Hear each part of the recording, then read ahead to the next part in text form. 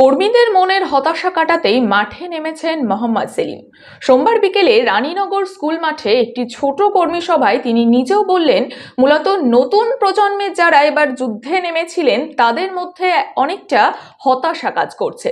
কিন্তু বামপন্থীদের কাছে হতাশা বলে কিছু হয় না। ভোট একটা লড়াইয়ের ময়দান, লড়াইয়ে হার জিত আছে। আমরা অনেকটা এগিয়ে আছি। এখানে রাজ্যের মধ্যে একমাত্র বিধানসভা যেখানে বামপন্থীরা এগিয়ে আছে, আর আমরা বামপন্থীরা এই জায়গা থেকেই দেখব বিষয়টি। মুর্শিদাবাদ কেন্দ্রেও আমরা গতবারের থেকে অনেকটা এগিয়েছি। আগামী দিনে আবার লড়াইয়ের ময়দানে নামতে হবে আমাদের।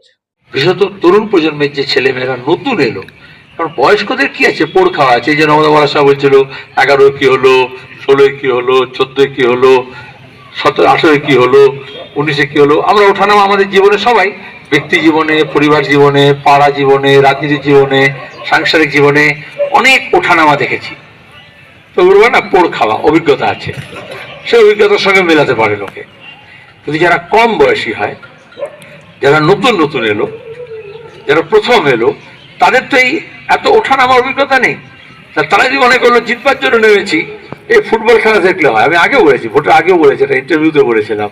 এই যে ওয়ার্ল্ড কাপ হচ্ছে, ইউরো হচ্ছে, IPL হয়, এই ইস্ট বেঙ্গল মোহনবাগান খেলা হয়, যারা সমর্থকরা হয়, যারা খেললো, প্লেয়াররা খেললো, দল হারলো কি জিতলো, কিন্তু তাদের অল্প বয়সী যারা থাকে তারা ভেঙে পড়ে। আমি ওই রকমই ইন্টারাক্টিভ করা হয়েছে। তারাই বেশি বলেছেন, আমি শুনেছি, কারণ নিজে বলেছি আমার শোনার দরকার আছে। কারণ ভোটের প্রচারের সময় তো শুনতে পারিনি, তখন বলেছি, ঘুরেছি, যেখানে নিয়ে গেছেন গেছি, যেখানে নিয়ে যাওয়া হয়নি সেখানে যাইনি।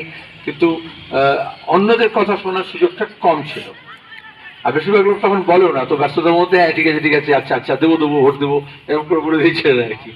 তো এখন বরঞ্চ বলার সুযোগ থাকে।